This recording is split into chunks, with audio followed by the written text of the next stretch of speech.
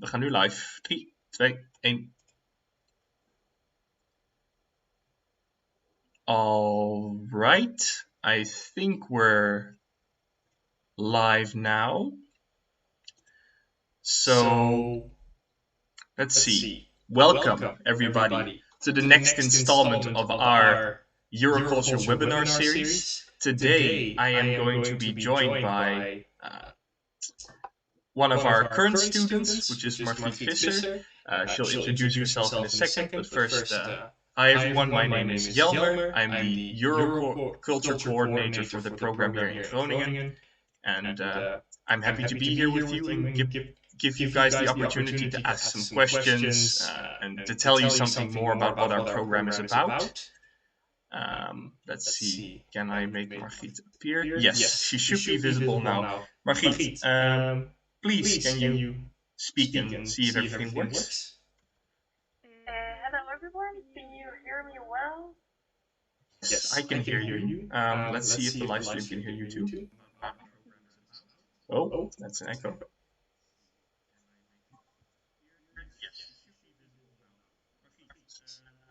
Sorry for the echo, I just want to check.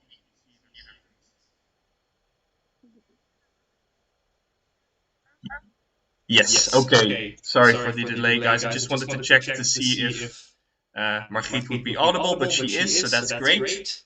So Margriet, who are you? What are you doing? Where are you right now? Hello everyone, my name is Margriet Visser. I am a second year Euroculture student, currently based in Bilbao. I'm doing my internship here at an NGO. I did my first semester in Groningen and my second semester in Bilbao. And well, as I told you, like I stayed actually here over the summer, and until December I still have my internship here. Awesome, very nice to talk to you, see you again. So maybe let's go over what we're going to be doing today. So as you probably know, this session will take about 2 hours. The first hour will be me talking to you, explaining to you what the program is like, what we do in Euroculture, where you can go, what the master program is about. And then in the next hour of the session, it will become a more interactive Q&A format. We'll keep an eye on the YouTube live chat, and you can ask us your questions and we will try to answer them as best we can. And yeah, I think that's most of what we're going to be covering today. So I think we should just try and jump right into it now. Margriet, if you ever feel like jumping in, just let me know, but just so everyone knows, I'll be doing a lot of the talking initially. Right, so for those of you who are joining into this live stream and like, what is Euroculture? What do you do? Well, let's go over the basics first, maybe. So Euroculture is a 2-year, 120 ECTS, fully English master program based in several universities in Europe. We're actually part of what we call a consortium, so that's a network of 8 different European partner universities that run the program together. I'm talking to you today from our partner university in Groningen, which is also the coordinating institution. And one of the distinct features of our program is because we are run by 8 universities together, we deliver a joint master's degree, which means that you get a diploma from 2 of our universities, depending on the choices that you make during your application. The main topic of our master, Euroculture, is always a subject of some explanation because it's quite a broad, maybe perhaps a little vague term, but the main topic of this program is not necessarily only the cultural aspects of Europe or maybe like European art, but more specifically, Euroculture focuses on the interplay of politics, culture, and society in this broader framework of thinking about terms like European integration. So that's more or less the 3 main themes of the program. So there's this political side to the program, there's this more cultural element, and a more societal sort of framework in which those exist. Euroculture is supported by the European Commission, which is also where our Erasmus Mundus scholarships are funded from. So, yes, this program is an Erasmus Mundus Joint Master of Arts, and as a result, we are funded by the European Commission to provide you with Erasmus Mundus scholarships every year. And I imagine many of you, if you're watching this live or before January 15, will be interested in that. So if you have questions about how to apply for your Erasmus Mundus scholarship, we'll have time to get into that definitely over the course of this webinar. So, it should also be noted. Yes. There are some people. Apparently, the voice is still echoing. Or yeah, like you're still echoing. I'm not sure. Oh, I'm still echoing. Let's see if we can do something about that.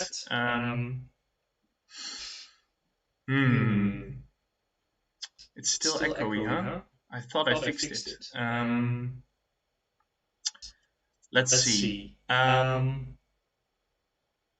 Okay, I'm gonna try something here, Margriet. I think the problem might be you, or more specifically, it might be Google Meets causing a doubling. So maybe what I'm gonna try to do, Margriet, is I'm gonna turn off my microphone in the Google Meets call and see if that fixes it.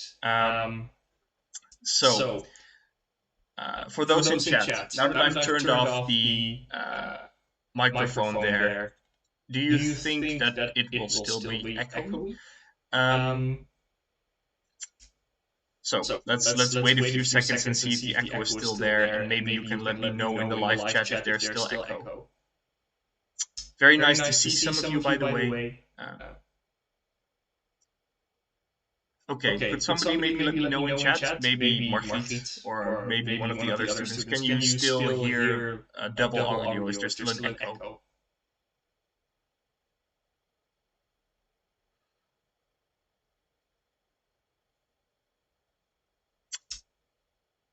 It's still there. That's very unfortunate. Let's see, how can we fix that?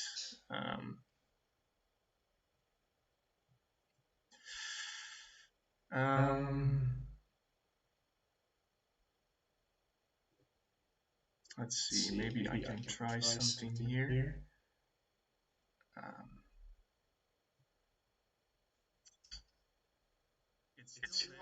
Yes, yeah, I can definitely hear there's a doubling here, but I don't know why.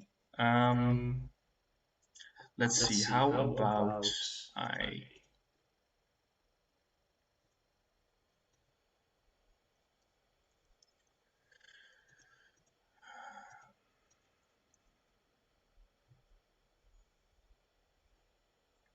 Right, I'm gonna try something here. I'm gonna... Yes, we're gonna remove this as well. Okay.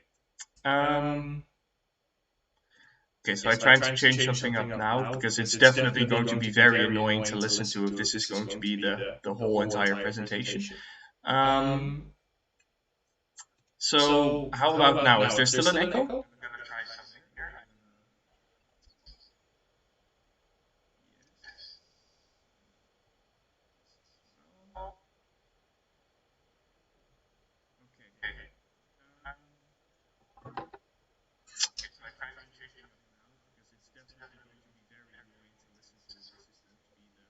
Sorry, I'm just listening to myself here to see if this works. Yes, I can hear that there's still an echo. Oh my goodness. How do we resolve this? Webcam.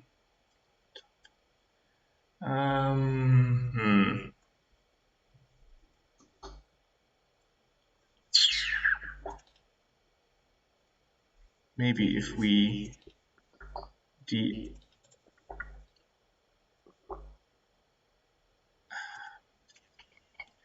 There's only one audio track, so I'm quite unsure why there's still an echo, honestly.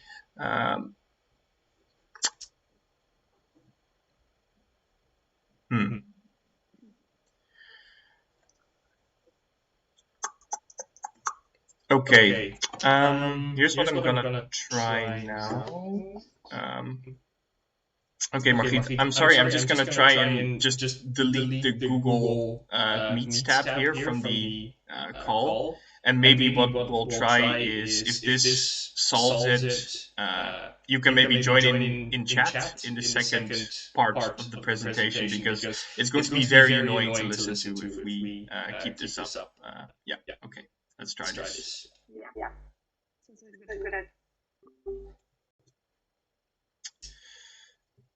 Okay, let's lower this a little bit. All right. Yeah,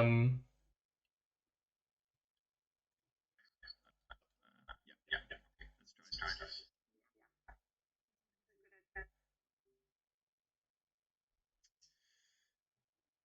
Okay, let's lower this a little bit.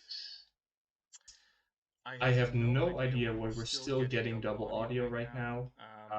It shouldn't be happening. I'm just gonna check a few more settings to see what the problem is here.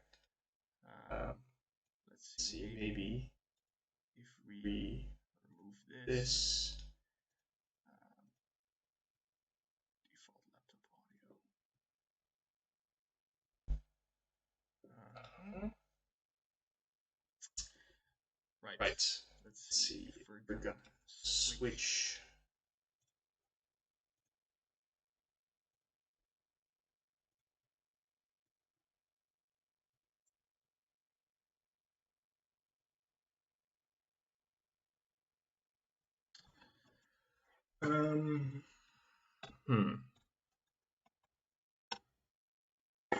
How about this? I switched over to a different audio device, an unplugged one. Very sorry about this delay, everyone. I'll try to make up for it in the second hour. So how about now? I switched audio devices. I switched over to a different audio device and unplugged. I think this resolved the echo, didn't it? I'm not hearing an echo anymore. Excellent. Yes. Okay, great. That fixed it. Now that that works, I am actually going to try and add Margriet back in, because that seems to solve the issue. If you give me one more moment, we'll continue with the presentation. I'll try to skip over some of the less important bits so we can still make up for the time here. Very sorry about the delay. Thank you for bearing with me for a second. Let's turn that off right now. And add a window here called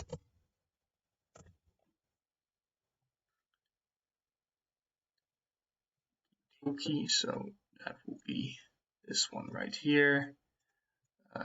Let's close my other tabs. No need to have that open at the same time. Right. Okay. I think, Margriet, as you noticed, we may have fixed the problem. I'm gonna keep my microphone off here just in case. I think we'll just continue from here. If there's any problems, please let me know. I'll turn off the microphone here so you'll hear a bit of delay. If you ever want to jump in, maybe just type it out in the Google Meets, because I get a notification sound for that, so I can fix that there. Okay, let's continue. So, sorry about that, everyone. Very glad to hear that audio is working now, but let's continue.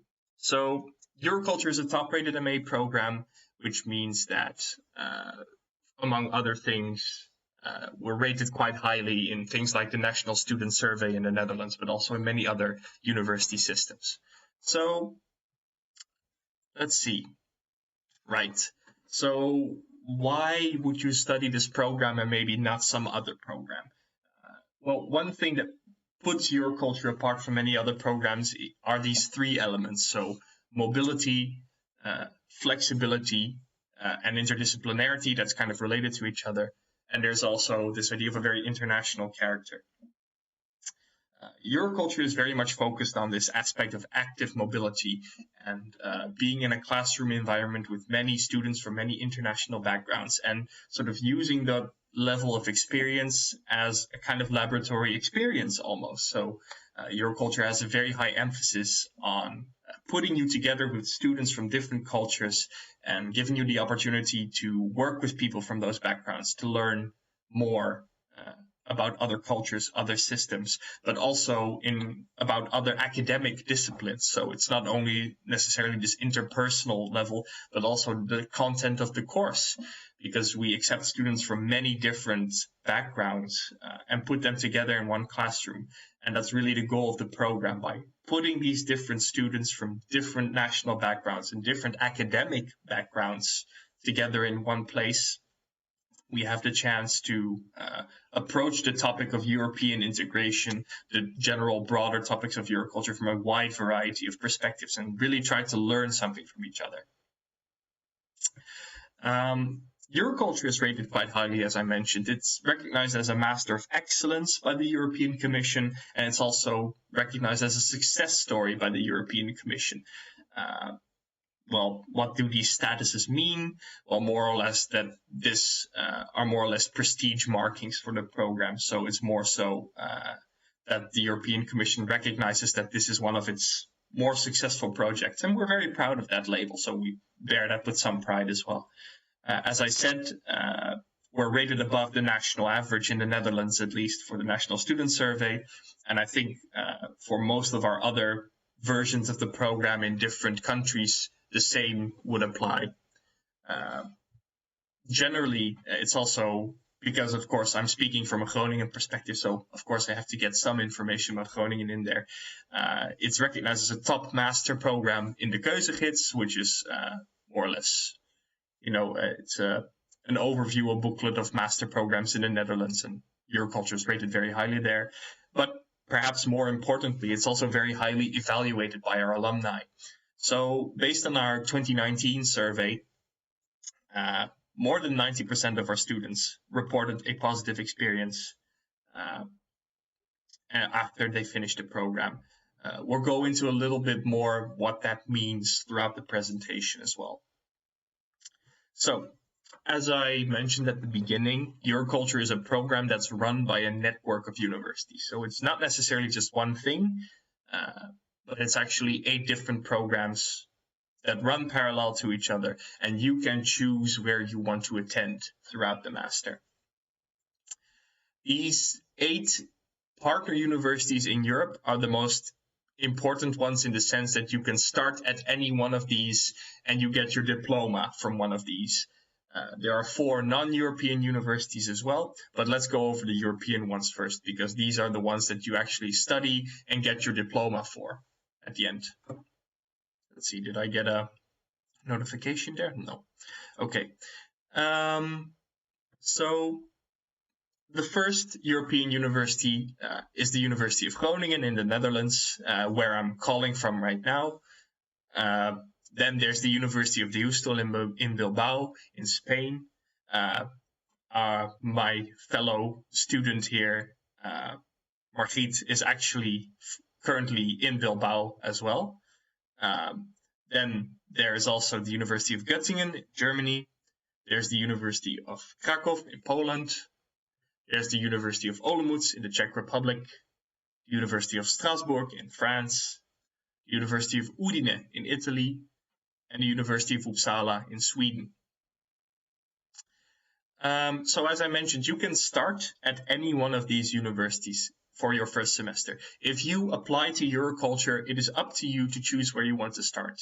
And regardless of where you start, you'll get more or less the same experience in terms of the contents of the courses, in terms of the outcomes, let's say the learning outcomes. These are definitely more or less universal, with some distinct differences based on where you go, of course. Every university has their own little quirks and unique systems that put them apart, but what you learn is essentially the same.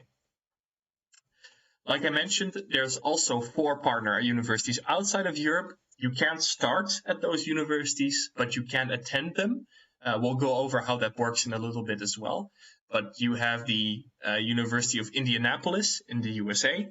We have the University of Osaka in Japan. We have the University of Pune in India. And we have the University of UNAM, Mexico.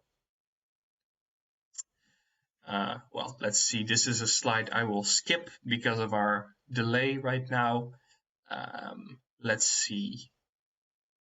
I think this is also already mostly covered. So maybe what I'll say is we have 8 European partner universities here. And each of those universities, like I said, offers you a same starting point. But one major aspect of the program is that once you start from this common position, it is then definitely up to you to tailor the program to your interests. In the second, third, and fourth semester, you'll have a lot of room to specialize in particular fields that you find interesting. Like the slide says, it's follow the topics that inspire you. Because Euroculture is a very broad interdisciplinary program, because it allows students from many different backgrounds, this also results in many different kinds of, maybe as an example, MA thesis topics that you can go into. So you can cover topics of integration and identity and go into, for example, the example you see on the slide, a critical study of identity construction in Wales and the effects of European integration. Perhaps you want to go in the direction of culture, heritage, and memory. And, for example, looking at public Holocaust commemoration in Western Europe. Of course, one of the more contemporary relevant topics in Europe is migration. And this is also something that's extensively covered in Euroculture as well. So if that's something that interests you, if you're interested in these topics of like migration studies, then this is also definitely something to look out for.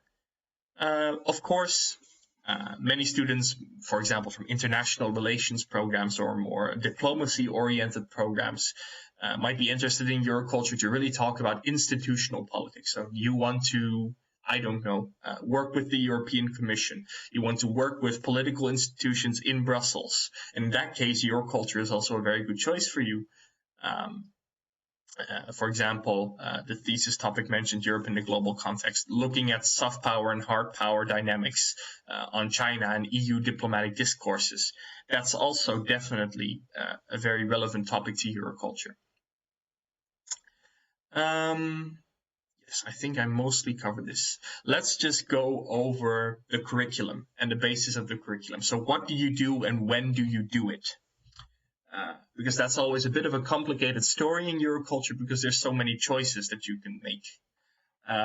Like I said, when you apply, when you go to our euroculturemaster.eu website, you fill out your application, you fill in all your documents, you present them to us, and you file the application.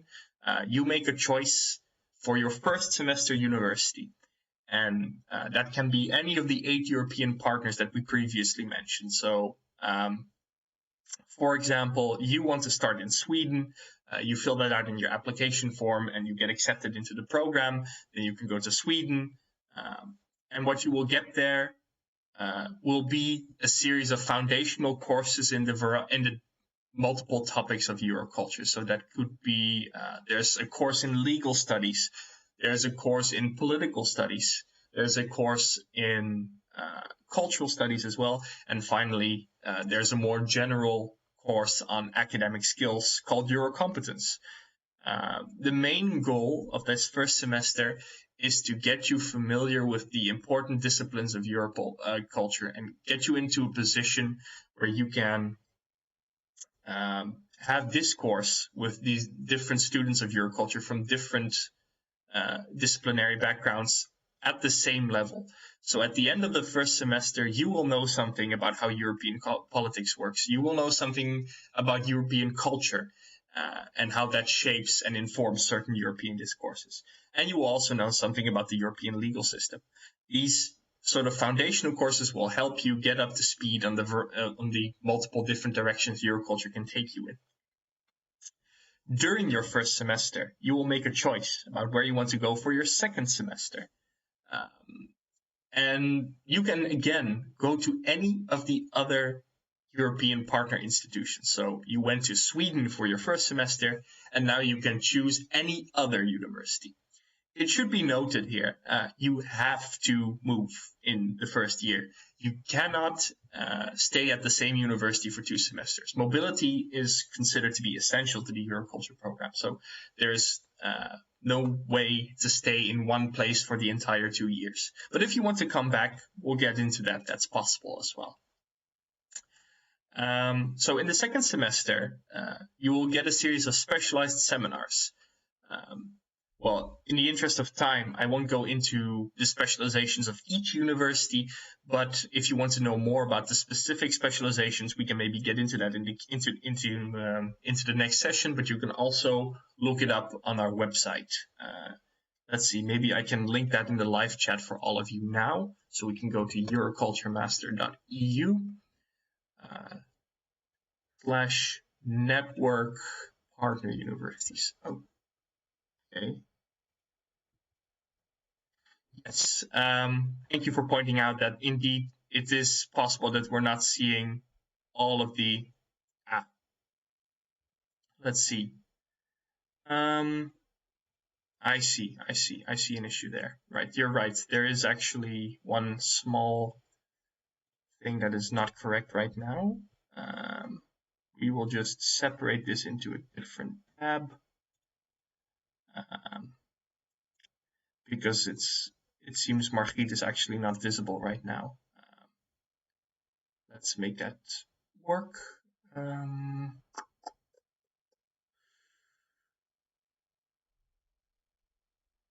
A window capture, yes. No, not that one. That's the one. Okay, there we go. There we go. Yes. All right then. Yes. So I'm sorry. Yes, it will be the case that we can't see all of the presentation right now, but that's just unfortunately the reality of things right now. I hope all the crucial information will still be visible, but thank you for pointing that out. Anyway, right, yes, the link is there. So if you're interested in some of the specifics of Euroculture, please check out the link on the website I just sent you if you want to know more about the specialized seminars. So you'll be taking courses in these seminars, but additionally, you'll be also having a course on methodology. So how do you write, for example, a good research paper within a specific academic field? So maybe you want to do a discourse analysis of something. This course will help you think about how to do that and give you concrete examples of how you could approach writing a paper maybe on an academic topic in discourse analysis. Maybe you want to do a quantitative analysis of something. Maybe you want to work with numbers, Methodology and theory will give you the chance to work and think about those questions. Finally, every university, regardless of where you go, will also offer you a project management course. So this is something that employers, for example, after the program find very interesting. Is we prepare our students in the program for writing projects, making applications for projects, working in teams, making sure that they have feasible deadlines for their projects. That's a skill that we help you acquire in the second semester as well. All right, and at the end of the first year, once you've completed your semester 1 at your first university and your semester 2 at your second university, once you've acquired foundational courses, transferable skills, once you've followed these specialized seminars, these methodology classes, these project management courses, then your first year will be complete and you'll have the chance to meet the entire Euroculture cohort. So everyone from all the 8 universities come together at the end of the program at the first year for the intensive program. Let's see if I can go to the slide for that now. Yes. So during the IP, you'll have an opportunity to network with students, graduates, staff, and you have the chance to meet some other like-minded individuals and spend a week of time with them together. at one of our partner universities. Each year it's organized by a different university, so I can't really say where you would be going. Right now, we are planning to host our next IP for the current students doing their first year in Krakow in Poland. This is usually around the end of June, maybe early July. After all your classes are over, you will have the chance to go meet the other students there. What you also do is you prepare and write a paper for this week. And it's basically, as the title suggests, kind of intensive because you'll be working and doing things and staying busy for almost the entire week. With not so many room for breaks, but that's also the nice part of it, is that you go through a lot together, but you also experience a lot. Let's see. Yeah. Of course, under COVID, there are some potential question marks regarding IPs. We'll definitely get into that as well, maybe in the second part. Maybe Margriet can also tell something about her experience with her IP. But of course, what we expect for the future is that even under COVID, we'll be able to host another IP live and in person with all of you in one place together. So that's more or less your first year. During your second year, you'll have even more choices than you had in the first year. So for the third semester, there's essentially 3 major tracks that you can choose from. You can follow a professional track. So that will be an internship with an organization of your choosing somewhere in Europe. That's actually what Margriet is doing. She'll have a chance to maybe tell you something about that as well in a little bit. Maybe Margriet, let's do this now. Maybe you can tell something.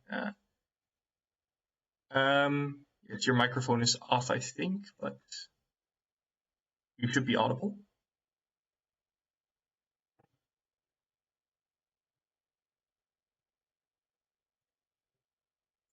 Are you, Margriet? I can't hear you so far. Are you trying to speak right now, or?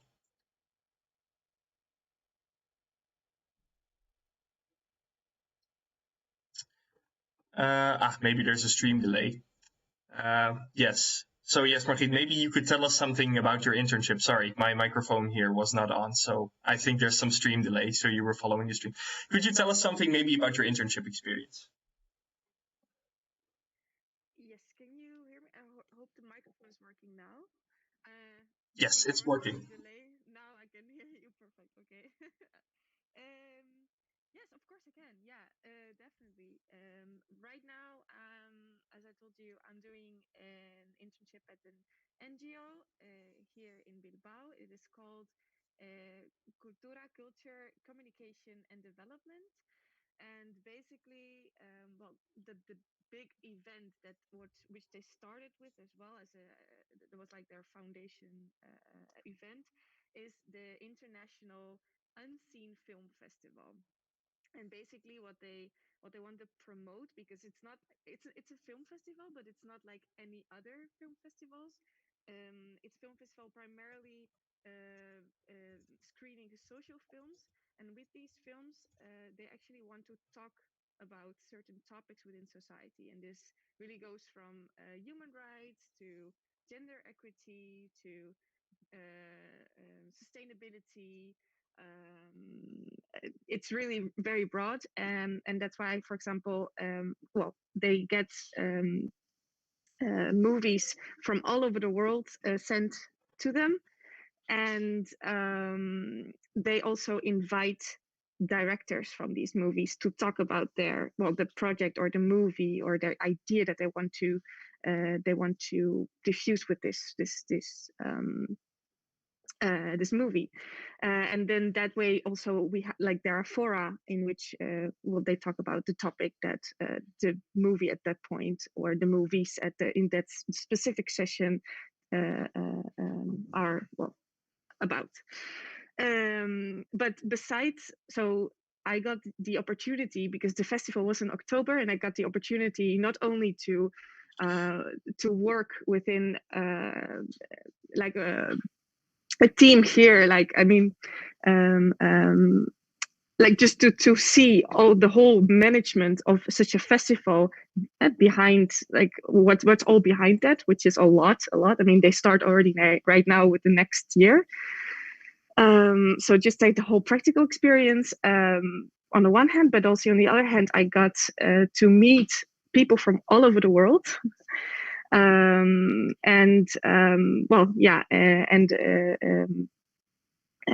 With that also, I got the experience of actually working within a totally like an environment that is like totally culturally different from my own, because I'm Dutch, I'm from the Netherlands, and here I'm working in a team with people that are mainly from here, from the Basque Country, from Spain, which is also super interesting and very I learned, like I'm still like I'm learning every day.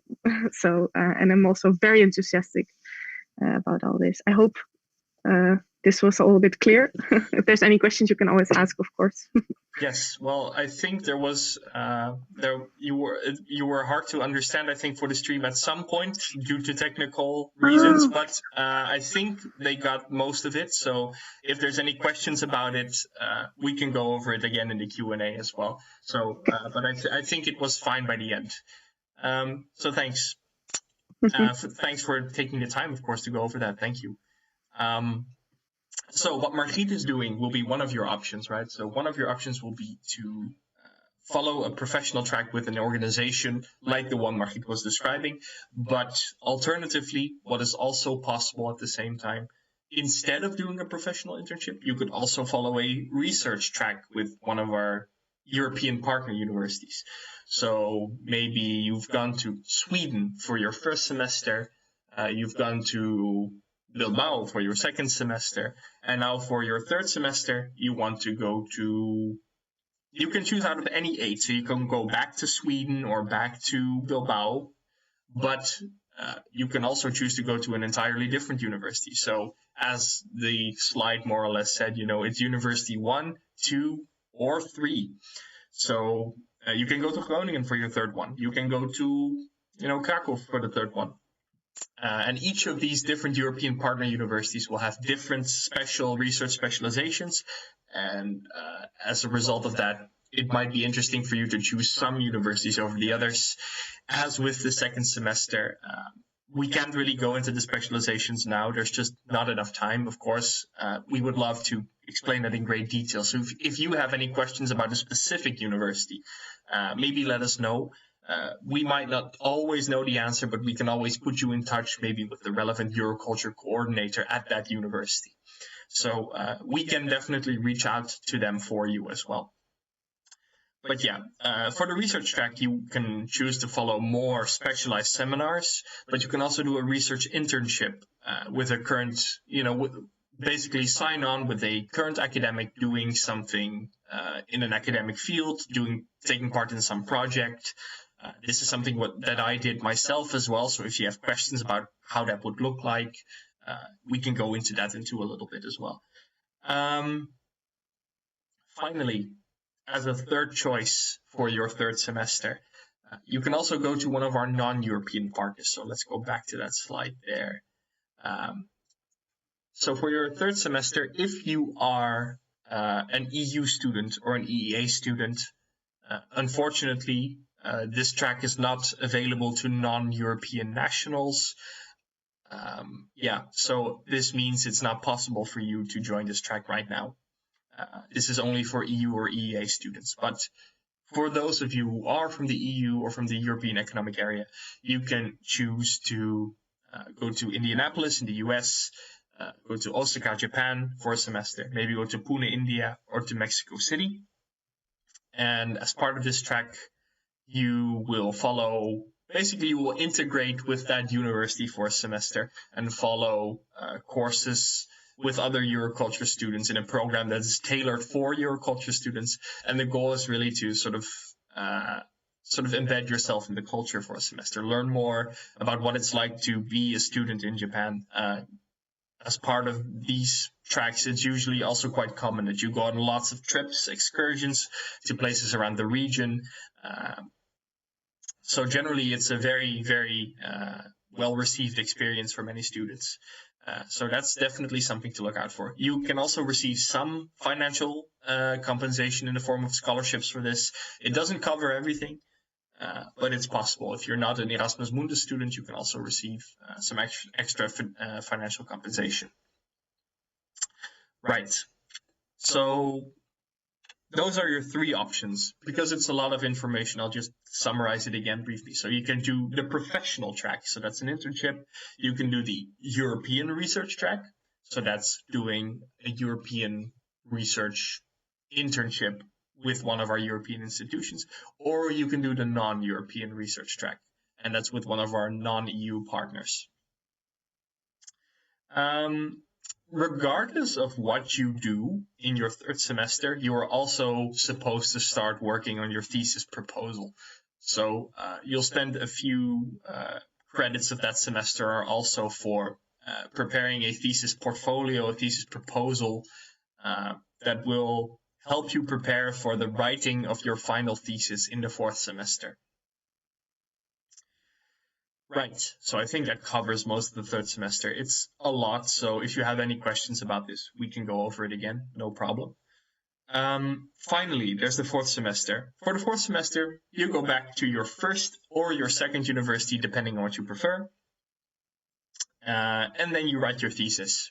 So that's most of what you do in the final semester.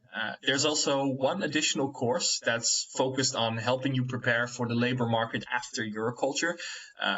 It's known as Eurocompetence 3 for students, but it's about project application training.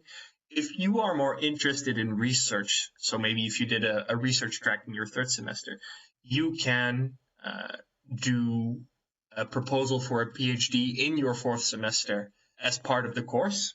Or if you are more interested in a professional track, so maybe you did an internship and you want to know how to apply for a project or apply for funding for a project of your own, that's also a track that you can choose in Eurocompetence 3. So either you can go in the direction of PhD writing, or you can go in the direction of really professionalizing a project application. So that's what you do in the fourth semester. So even as part of the final semester, we also help you prepare for what happens after Euroculture. And this is something that's generally one of the highlights of the program. Let's see. Right. Because we have this internship track, because we have courses like Eurocompetence 2 or Eurocompetence 3, where we focus on professionalizing you. Generally, Euroculture students are very well received with many different placement providers inside and outside Europe. So, look, there's a very, very long list of internship and placement providers because students can choose what they want. But here are some main examples of places people have gone to in the past. So, it could be in fields like advocacy, research, and media. It could be in cultural diplomacy and lobbying. And, you know, there's some institutes here, some very well-known ones, like the British Council or the Institut Français. You know, those are some of the choices that you have. But additionally, there's also more international governments-related fields like UNICEF, the European Commission. Of course, there's also lots of examples of people working within national diplomacy. So, representation to the EU, German missions in the United States, ministries for foreign public affairs are a big one, of course, because Euroculture students are very international in their profile. So there's tons of different options for internships. Students choose these themselves, but in preparation, we will always, you know, give you some examples and provide you with some handholds. And well, maybe you should look in this direction. Maybe this is something you could look into. But at the end of the day, it is, of course, the responsibility of the students to find their own placements. We will support you, but you have to find it yourself. Yeah, I think I've mostly already covered this. So because we have these skills-based courses where we focus on teaching you specific things that will be very relevant after Euroculture, this helps you become more employable. So, for example, or employable, as the slide says, you could say competitive, right? So it helps you compete in the labor market better. So it will make you better at group work and conflict resolution, and it will help you manage projects. EU for Groningen is an interesting example of a project that was actually taken up by the European Union after it was finished because it was so interesting to them, the way it was approached. So, in fact, there are some cases of Eurocompetence 2 projects where they are actually absorbed by even broader projects or movements as a result of just the originality of the students, of the usefulness of it, the utility. So there are very concrete links between Euroculture courses and the labor market afterwards in many ways. And that shows, based again on our 2019 survey, 70% of our alumni find a relevant job within 3 months. And because Euroculture is generally considered to be a program within the fields of art, so for example, here in Groningen, it would be in the Faculty of Arts. In Sweden, it will be in theology, but in the theology department. But more or less, what you see across our European network is that it's mostly within the fields of arts and European studies related, let's say, faculties. And as a result, compared to many of our fellow arts-like programs, we actually perform very well. And the thing that sets us apart from many other arts programs is the focus on relevant soft skills and project training. There's many examples of students in the past who put down, for example, a Euroculture staff member as a reference, and they would get phone calls, these referees, so my colleagues, let's say, would get calls from them asking, employers asking, is it, what is your competence about? What is project management? What are these students learning that, makes them perform well? So generally, employers are very interested in these kinds of skills that we teach. So that's really what sets Euroculture students apart from maybe some of the other programs related to arts. But that's not very specific, right? Those are very general terms. So where do you go? I see, for the sake of time, I won't go into too much detail, but I'll just leave this slide up for a few seconds here, maybe give you the chance to see what this is about, right? So we have students that go into education, politics, and international relations is obviously, these are three big, sectors that wouldn't necessarily surprise you. Maybe one that is somewhat surprising, depending on how you manage your expectations, is that many students of Euroculture go into consultancy, marketing, or PR. That's somewhat interesting to some people. Why is that? Because these presentation soft skills, these teamwork exercises that we put into the program in every semester, make Euroculture students very well suited to, presentation jobs as well. Maybe putting yourself out there, doing presentations for larger crowds, but also knowing how to write and speak well. These are all skills that you train throughout Euroculture, and they definitely help you also in the fields of consultancy, marketing, and PR, even when you think that isn't necessarily very related to, let's say, European politics or European culture. I could go into this more, but I think it's better that we move on here. Yes, that's definitely something to highlight here. So Euroculture is very special in the sense that it actively tries to keep connections between current students, prospective students, and also alumni and teachers. So we try to think of Euroculture as a community in a very active sense. And this is expressed through multiple channels. So maybe we'll go into this more into the Q&A, but we have things like our alumni network on LinkedIn and Facebook. We have, of course, there's WhatsApp groups out there for entire cohorts. There's websites like the Euroculture, which is a special student-run magazine that allows students across the Euroculture network to express themselves to each other, but also to a broader audience. So there's all these different ways and Facebook groups and channels through which we try to engage students with each other from previous years, as well as current students. Additionally, we try to involve alumni in courses as well. We like to have alumni come over, for example, in the second semester for presentations on what they did or what they do with their career after Euroculture. We try to keep alumni involved actively in many different ways and also connect them to you, so that helps you figure out what to do after Euroculture. That's important to us. Let's see. Yes. I think I've covered most of the important things of the program that I really wanted to cover now. One thing that's maybe good to point out is the general structure of the application, because I think especially many of you will be interested in applying for the Erasmus Mundus scholarship. So that's something that we can go into a little bit. It's a slightly different procedure from if you want to apply as a self-financing student, but we can go over that. So if you want to apply for Euroculture, there are some requirements that you have to meet. So first of all, you need to have a bachelor or equivalent of a European bachelor in fields related to Euroculture. So that would be the arts, the humanities, or the social sciences, and that's a very broad category. But we go into it a little bit further on our, let's see, requirements page. I think I will link that in our chat as well. Here we go.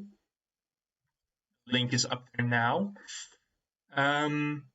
Examples of a matching educational background would be, so European studies, history, international relations, cultural studies, literature, maybe sociology or political science, anthropology, philosophy, communication and media studies, or international and European law.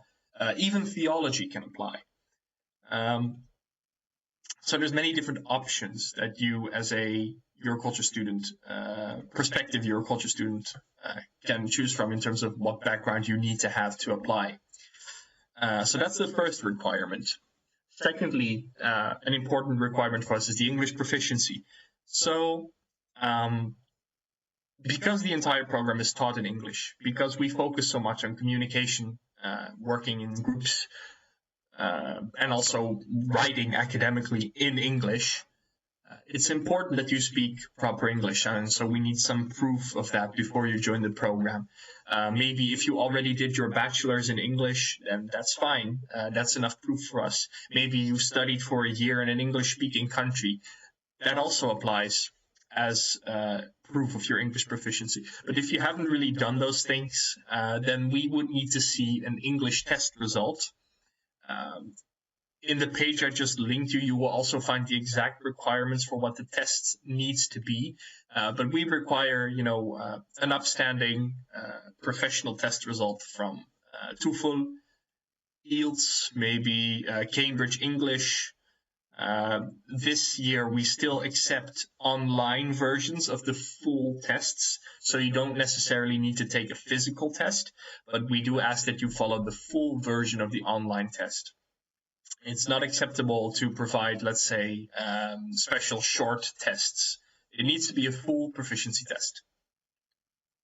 So yeah, that's a requirement for us to know that you will have the appropriate level of English to join the program.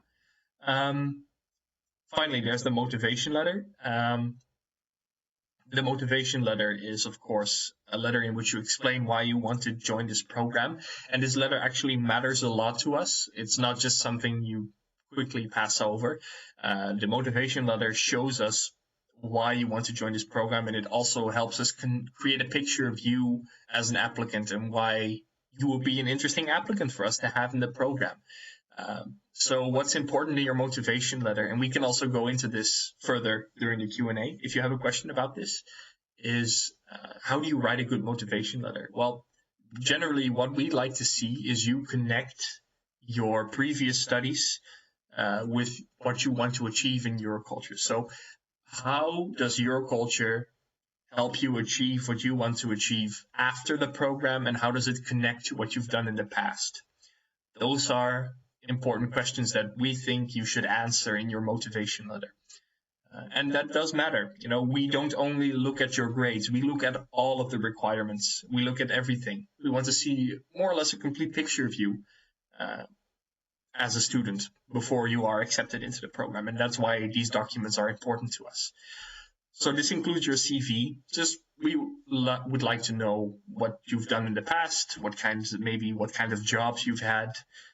Maybe your academic background isn't so related to Euroculture, but you worked in a field relevant to Euroculture for a longer time. That might mean that you are more eligible than somebody who has a more directly relevant background. So we look at all of those things. That's all important to us. Finally, you have the references and the academic writing sample. So references, we need 2 reference letters. One at least needs to be from an academic. So we would like to see some reference from somebody who worked with you as a student. And that's just important for us to get an insight into how you are as a student.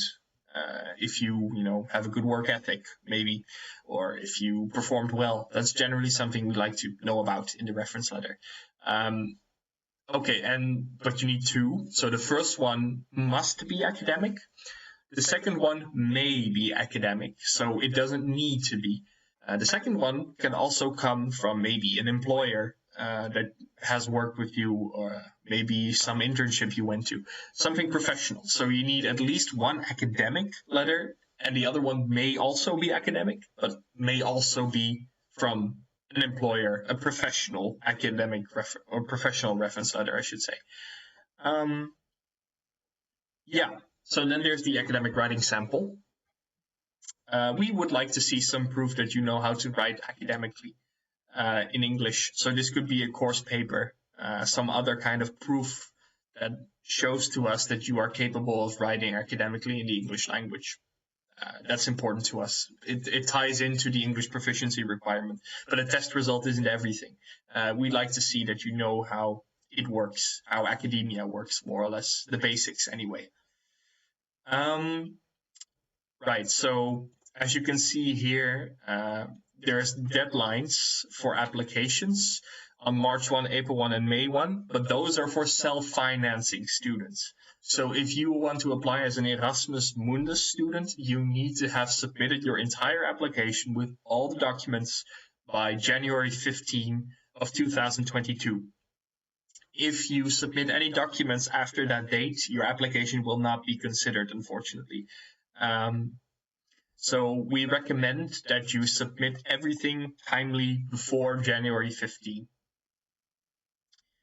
Yes, I think that is the main point there. But however, if you want to apply as a self-financing student, if you're not super interested or you don't need the Erasmus Mundus scholarship necessarily to join, then for sure you have more time to apply, and it's also okay for you to apply a little bit with not everything ready. For example, you don't need to hold your bachelor degree yet if you want to apply as a self-financing student. In that case, you will be conditionally admitted under the assumption that you will graduate that year before the start of the program. That's only possible if you want to apply as a self-financing student. Generally, early applications are encouraged because the system is usually quite stressed in the final days on our website. Sometimes things go wrong. We just like to see everything in order in a timely fashion. And usually, once we have all the applications in, we try to get them out to you, the result around March. Yeah. So sort of when the self-financing deadlines start, that's also when the scholarship applicants will get their result. Well, all right. Maybe I will just mention the tuition fees here for the program. So the tuition fees for the program are 5,900 euros for EU students. This includes the full program. It includes all the tuition fees at the universities you attend, regardless of where you go.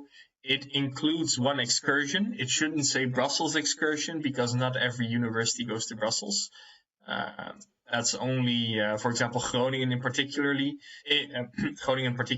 would go to Brussels, but not everyone is close enough to Brussels to make that work. So I should say there's one excursion included. It also includes your intensive program, the summer school we talked about, and it includes the accommodation there, but it doesn't include travel costs. I'll just move Margriet to the side just to see that Erasmus scholarships are also available for the second semester and third semester placement. So these are Erasmus Plus scholarships. Sometimes some students might get confused about whether this is also Erasmus Mundus. So the Erasmus Plus scholarship is different from the Erasmus Mundus scholarship. And the Erasmus Plus scholarship is usually, depending on where you go, it will be several hundred euros to support you in your second exchange to one of your universities. So that's not meant to cover your entire program, which is, of course, what the Erasmus Mundus scholarship does. Non-European self-financing students have to pay a total of 18,000 euros for the entire program, and it includes everything that the self-financing application does as well. So it's a 2-year program. It's a registration at all the universities. It includes one excursion, I should say not a Brussels excursion, but at least one excursion, and it includes the IP and the accommodation there. If you get an Erasmus Mundus scholarship, you don't have to pay tuition fees yourself. These will be included as part of the scholarship. Right, so that's more or less the end of the presentation section, and I think that's nicely on time as well. So what I want to do now, I'll just close the presentation. I would like to go to the Q&A section of the webinar here. Let me just make this a little bit. Let's make sure I'm mostly visible. So, yeah. Get this up here. Right, there we go. So what I'd like to do now is maybe make things a little bit more interactive. So let's see, maybe there were some questions in the chat already. I think we can go over those first and then maybe see if there's some other questions that come in the meantime. And otherwise, feel free to ask me or Margriet anything about any topic that you heard today. We'll be happy to answer everything that we can. Voice is echoing. Okay, let's see. Right, so there's a question by Davi Dinata. I think I've seen your name before. Nice, thank you for joining us. For the Erasmus scholarship, how will we choose universities? It is written the universities will be determined by the committee. Yes, that's correct. And that's a good point to make. If you apply as a Erasmus Mundus student, we divide all the applicants and all the scholarships more or less equally across the consortium. So what that means is we keep your positions, your recommendations into account. But for Erasmus Mundus scholarship applicants, your first and your second semester are decided in advance of the program, which is different from a self-financing applicant who only decides their choice during the first semester.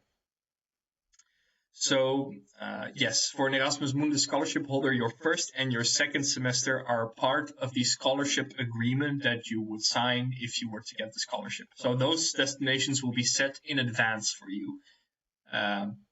So in that case, you don't have to make a second semester choice as some of the other students would. And you would also have to do that maybe on a bit less information as well.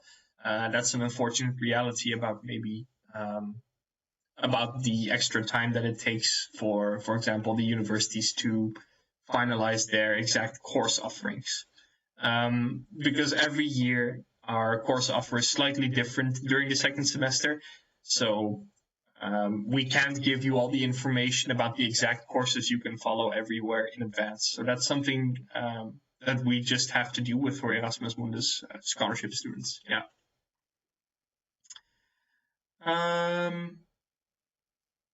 Let's see. Yes, so you're right. The committee can decide to send you to a destination that isn't necessarily your first choice, but we do try as a Euroculture program to send you to the places that you want to go, right? That's a priority for us.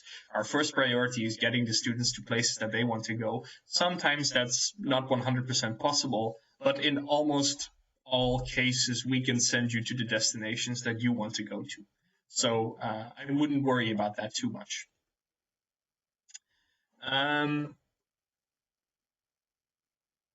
Okay, Selected Musings has a question. I have European citizenship, but I've been living and studying in the UK for about 6 years now. I am wondering whether I would be considered as coming from a program or partner country.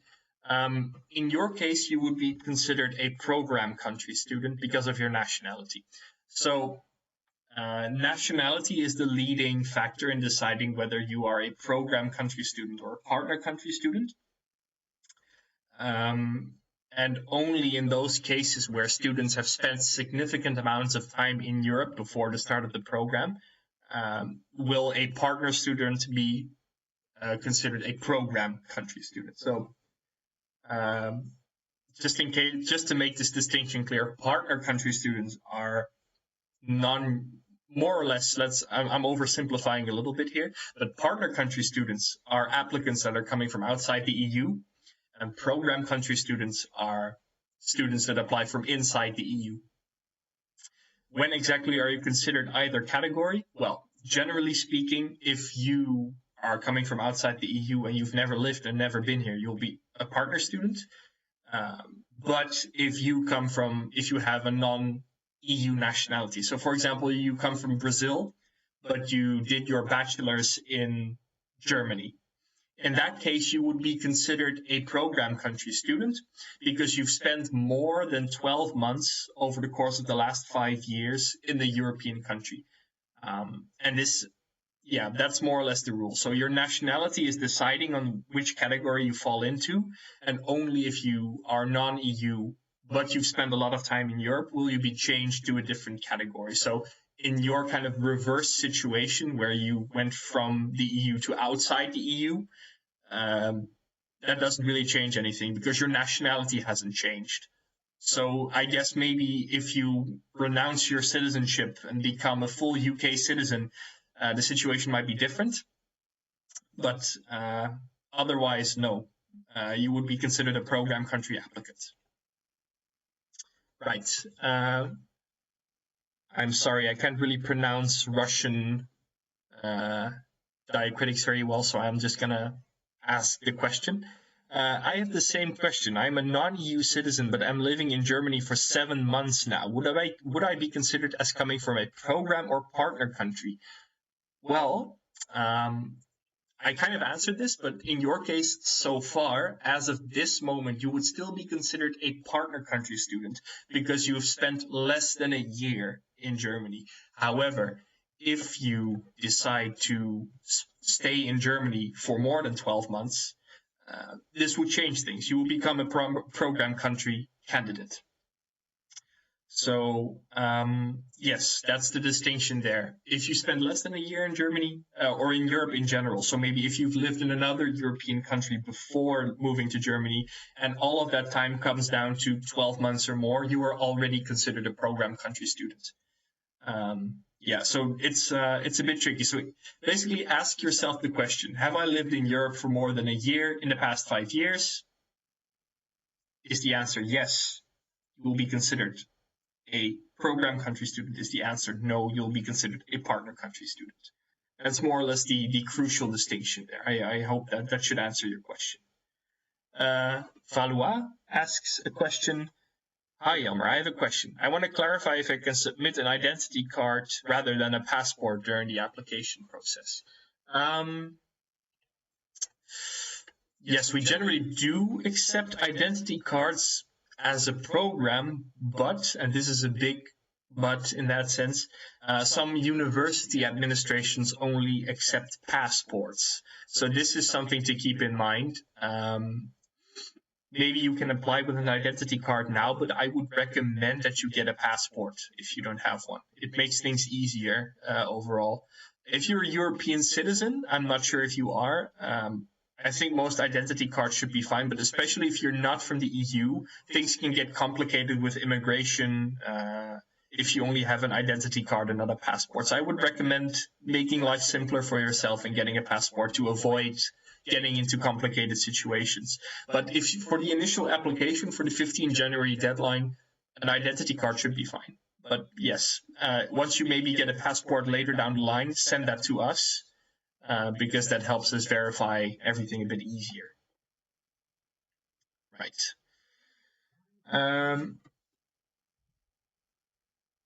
Academic writing could be in another language, a brief description in English, or is it more recommended to have it fully in English?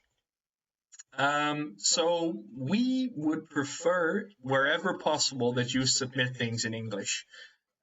So while we accept papers with, for example, in another language like Russian, with a brief description in English of what the paper is about, we accept that.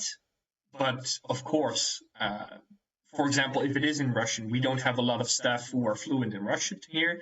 So we have less to assess you on, which means your application might not be as strong as somebody who submitted a full academic paper in English, which we can read and check for more details, more specifics. Of course, we can go over formal elements of papers in any language, right? So have you referenced properly? Do you have a bibliography? Like, we don't need to speak Russian to see if that is there or not. Those kinds of elements we will still look out for. So we will still review it regardless of the language. But if you have a paper in English, it is generally considered better to have that English paper submitted. But if you don't have anything, then, then it is what it is, right? Right. Should the academic sample be relevant to Euroculture? That's a good question. It doesn't have to be.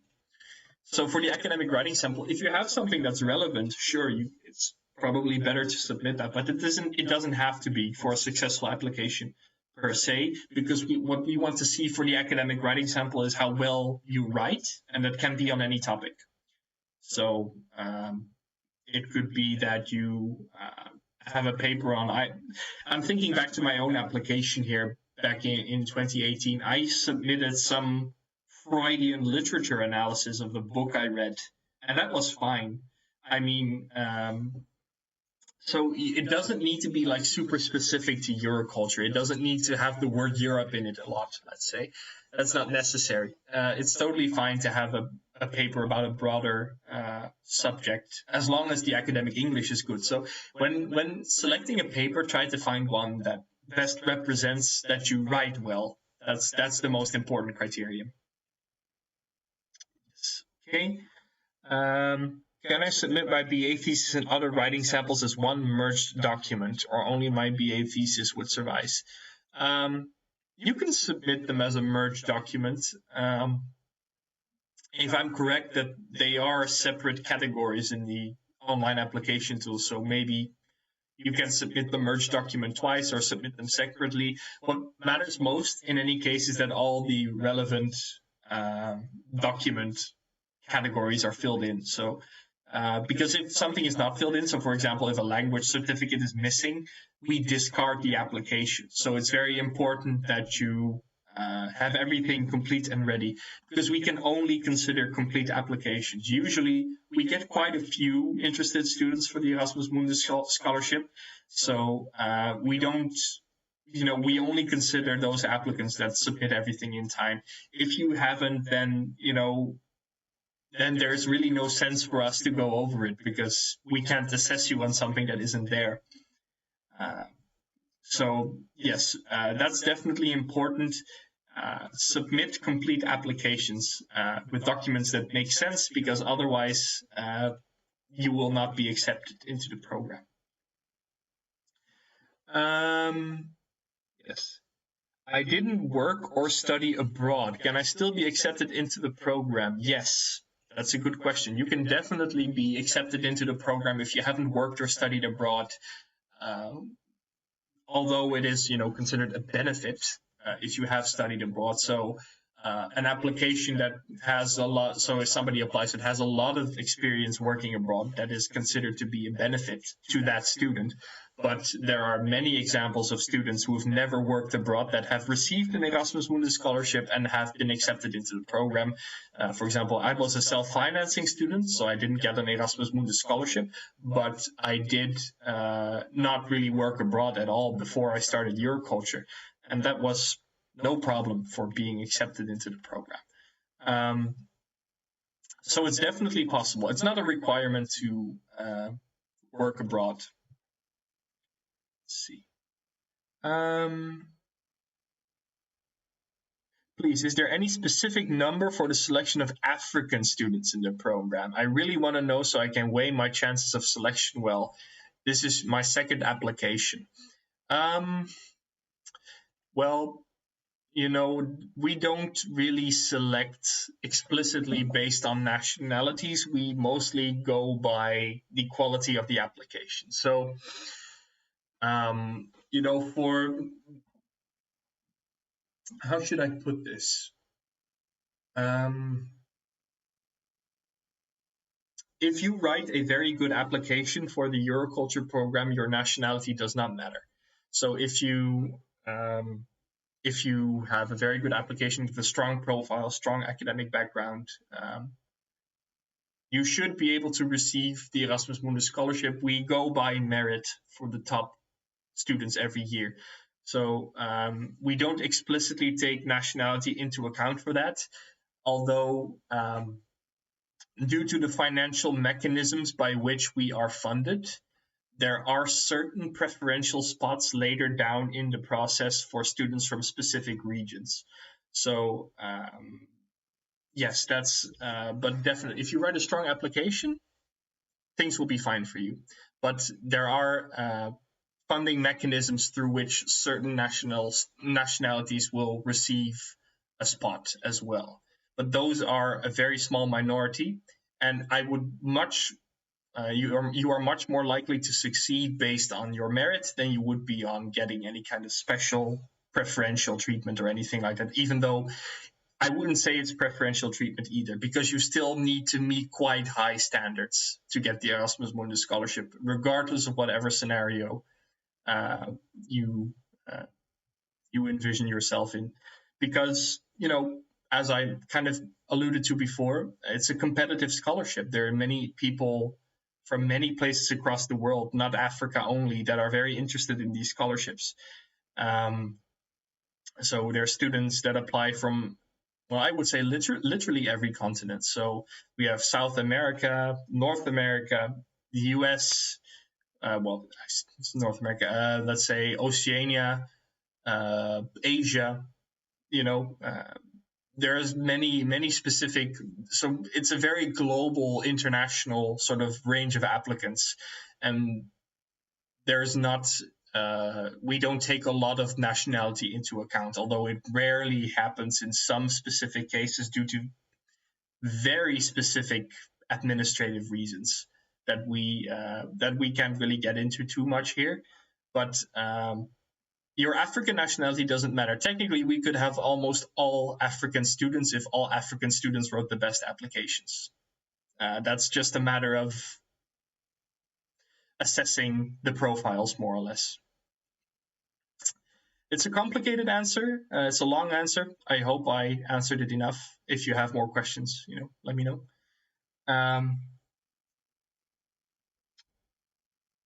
Am I still eligible? Am I still eligible if my local work experience is within an international setting? I'm not quite sure what you mean with this exactly, but let's say what I'm imagining now is that you have, let's say, some work experience in your own country, but in your own country you work with a very international group of people. Maybe that's the way I'm interpreting it now. That's a benefit, this is something that would fit very well on your CV and on your motivation letter. So if you write out that you have worked in an international sort of environment before, that's very good. That's useful for your application. Definitely write that down. But in terms of, it doesn't count as working abroad. Maybe that's way. It doesn't count as working abroad if you work with an international group of people. That's really about living in another place.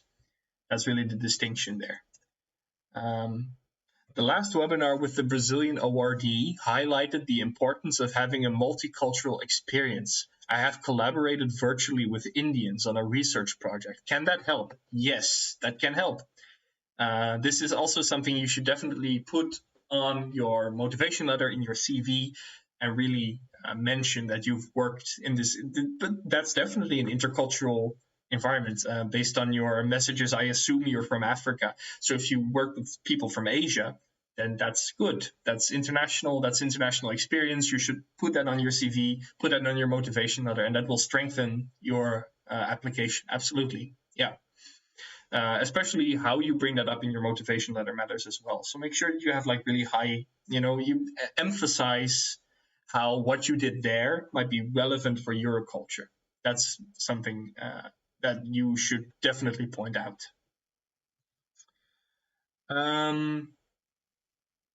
Margriet, I will get to you as soon as the chat slows down a little bit, because there's still some questions, some more procedural ones. People are always very interested in these kinds of procedural questions because they want to know for their application. So I'll try to give that some preference, and then we can go into maybe a little bit more general Q&A. Let's see. I would graduate in early January. However, my degree certificate would be issued in other months. They would give an official statement for some purposes. Can I still apply? Yes, Daphne, you can still apply. If you graduate before January 15, if you have a statement of graduation that shows that you graduated before January 15, and you submit that in your application, that's fine. However, if you do not have that certificate ready yet before January 15, you cannot apply. So even if you graduated before January 15, but you just didn't get the certificate in time, that does mean that your application can't be considered, because we need it to be complete by January 15. We need to have a complete picture of everything by January 15, and everything after that date cannot be considered. That's just, otherwise we would create this unfair situation where some people maybe get something in too late, and there's just, we can't, just in terms of organizing the selection, it doesn't work if we would have to consider documents after January 15. So yes, you can apply, but I would definitely recommend getting that certificate as soon as possible after you graduate. Yeah. Nice to meet you, Lisa. That's a little easier to pronounce for me. I'm struggling with the study choice between Uppsala and Udine. Could you please recommend some? Oh, that's difficult, because recommendations require that I know a lot about you and what you like to study. Because, obviously what I'm going to say is both universities are very good. So I see your dilemma between Uppsala and Udine. That depends on what you want to learn, I suppose, or what you want to study. So I'm sorry, I can't really answer. I would recommend, what I'm going to do is I'm going to make another recommendation. Also look very much into Olomouc. It's many people overlook Olomouc a little bit because it's Central Europe is sometimes overlooked within Euroculture as well. But the university is very good. There's a lot to be learned there as well. So what I am going to recommend is that you look into even more universities and make the choice even harder for yourself, because there's even more to be considered. Yeah. I'm sorry, I can't really answer the question based on this, but everything is very good. Udine is a very good university, very nice people, and the same goes for Uppsala. If I maybe may add something to that, maybe, Jelmer? Of course, yeah, absolutely. Yeah, sorry. Remember that you can choose 2 universities. So that's the very nice thing about Euroculture. You will actually be able to study at one, at 2 universities. So if you cannot choose, you can also choose for both, and then see which one you would like to start at. That's maybe then the next step. But just for a reminder. Yeah, that's a very good point. You can go to both, and maybe even and maybe if you don't get both your choices, maybe, for example, something happens so you can't go to Uppsala for your first semester, you can also go there for your third semester. So maybe you want to do a research track there, or maybe you want to do an internship in Sweden, anywhere. You could go, you could definitely go there in your third semester, even if you didn't have the chance in your first or second semester. So yeah, you don't have to choose at all, actually. You can just do everything. That's a very good point. Yes. Let's see. Isa. I'm sorry if I mispronounce your name. I'm just gonna try. Is it okay if I wrote my BA thesis in a group, or would it be better if I submit a paper that belongs solely to me? In this case, I recommend that you submit a paper that was solely written by you. You also have to upload your thesis usually separately. So in that case, as a writing sample, let's say for the writing sample, write something that is, upload something that's written by you. But for the BA thesis, upload the document, maybe upload them together. So both, I would say, upload them both. So we have the clear indicate, so we can see how you write as a person, but we can also see what you produced as a thesis. So yeah, putting them together would be a smart choice, I think.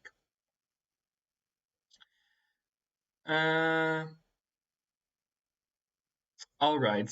Valois asks another question. Hi, Jelmer. Which among EU universities under Euroculture specialize in EU diplomacy? I think the closest thing that you would get to this would be Strasbourg in France, because they focus specifically on this idea of human rights, and they're very close to many European institutions. So if you are interested in the kind of diplomatic aspects of Euroculture, I would recommend that you take a close look at the University of Strasbourg. For your first semester in particular, that's, I think, a recommendation that I would make is, and of course you can also go back there for your third or fourth semester later as well. Yeah, so that's what I would recommend. Look at the University of Strasbourg closely. They have, I think, the most stuff very relevant. However, the University of Krakow also has several courses and, say, disciplines that could be very nicely matched with diplomacy topics as well. Let's see. Olomouc is a bit more historical. Sweden would also be more of a cultural studies approach. Groningen is more like the connection to like Asia. And Japan in particular. The director of studies at the program, Jannie de Jong, is specializing particularly in sort of EU-Japan relations and sort of the Japan as a topic in particular. She is very knowledgeable on that. So that's a strong connection here. Göttingen can also be fine for that, although it does come to mind like on third place. So maybe Strasbourg and Krakow would be more relevant to your needs. Do you have any ideas here, Margriet?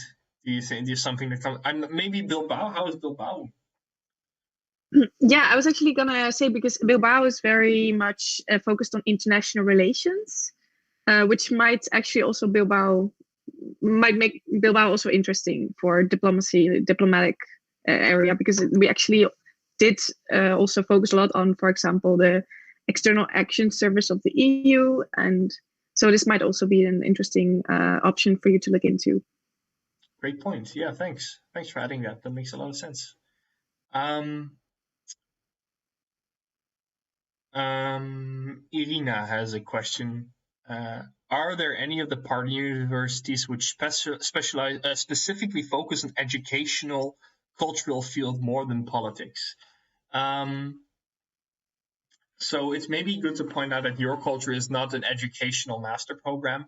So in terms of like focusing on like, you learn a lot of soft skills that would enable you to explain something well, but we are not here to like teach you how to be a teacher. So indirectly, you will learn a lot of the relevant skills, and that would enable you to teach well, for example, in an academic setting. If you do a PhD and you have to, follow course and teach undergraduate courses, Euroculture will prepare you for that well enough. But you don't get a certificate that would like enable you to like teach a high school or teach children or even adults So in terms of educational approaches, there's really none, I would say. But when you look, but cultural studies for sure, a lot of Euroculture universities have a lot of courses that focus on cultural aspects. Groningen, I would say, is a good one. There, we have Professor Margriet van der Waal, who is actually very knowledgeable on cultural topics, more from a literature kind of perspective. Of course, in Sweden, you would have, because Euroculture is actually within the Faculty of Theology in Sweden. And so they take a very much this approach to Europe from a more religious context. And that's also, again, that's also quite cultural, of course. It's sort of comparing how different religions play out against each other in modern Europe. That's something that could also be very cultural. Göttingen has also many cultural courses. Göttingen has very strong ties with the University of India, with the University of Pune in India, but also with the University of Indianapolis in the US. And they teach a lot of courses about the culture there. For example, I spent a semester in Göttingen, and one of the courses that some of my classmates took was one actually on Bollywood cinema, and learning how to sort of comparatively assess that with maybe more Western cinema as well. So also from the perspective like migration studies, there's a lot of expertise there as well. Udine would also be a good option. But technically, for more cultural approaches, you can, I would say any university is good, but there are a few that are very good. Margriet, do you have any ideas on this? Bilbao? Yeah, well, I was thinking Bilbao is really, they focus a lot on like relations between countries. We have in the second semester, the courses are fixed, so you cannot really choose other courses, and they focus on the continent of Latin America, which also includes culture. So but it's not only, it's like also politics and a lot of history, but also culture. And the same, we also have a part we had on a course we had on India specifically, which also includes culture. I mean, it's always kind of there. We don't, but I know that for the second semester, at least in Bilbao, there's not like a specific course that only like has a cultural like focus. Mm-hmm. So, but yeah, I would say it's kind of everywhere anyway. Culture is very present in Euroculture in general, I would say. Yes, maybe it's also good to point out that even if you don't get your first choice university, you will still be able to get your expertise in there quite a bit anyway. Also because, for example, the methodology course is structured in such a way that you cover different approaches. The Eurocompetence project also, because you make the assignments, right? It's oftentimes that many of the ways in which you are assessed are papers and, group work and these kinds of things. You can set the goals yourself, and you can also kind of choose from which direction you approach the topic yourself. So, yeah, like Margriet says, culture is everywhere. And if you want culture to be there even more, you can make that happen in how you approach your assignments as well. And how you approach, how you approach the course material as well as what do you want to write about. You can make that work. Yeah. Okay, I see. Okay, I've chosen two perfect. Okay, it's Lisa. Is the Italian language. Do you need to have basic knowledge of Italian to live there? You don't really need to know any other language than English to survive, but some basic skills might be useful in your daily life. But you don't need them for the program in any way.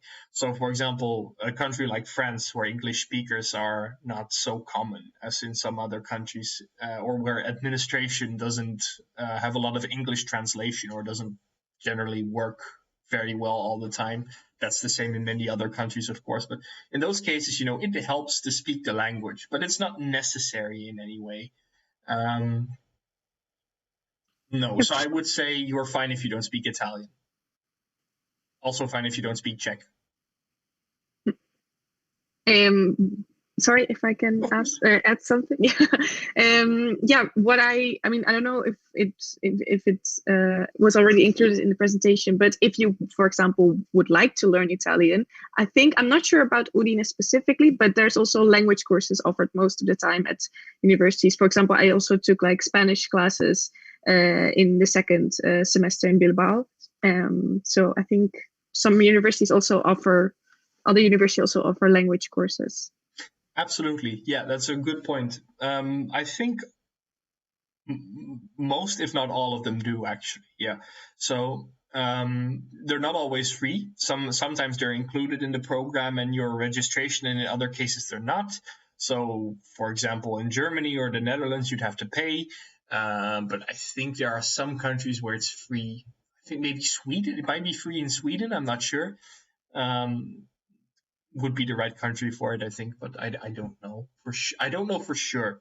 This is something that the national coordinators would know better than I do in this case of those universities. So, but yes, language courses are always an option, but you don't need them for Euroculture. That's just more for like your own experience, for your own added value, let's say.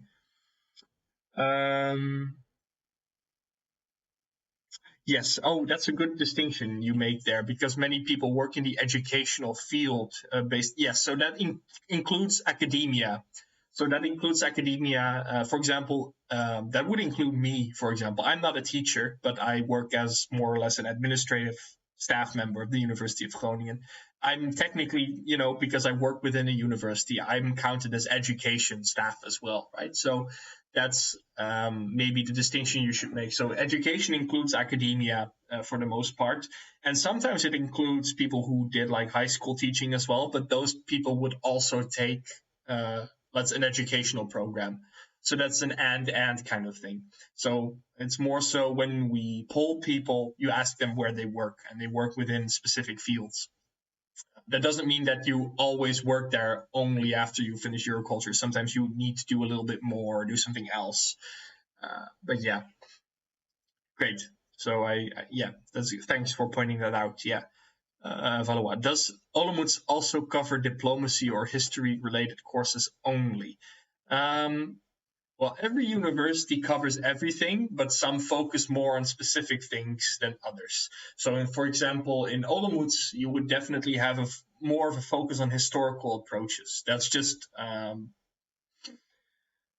so you would have an example that comes to mind from Olomouc is the courses on witches in medieval Czechia, more or less. So there's all these.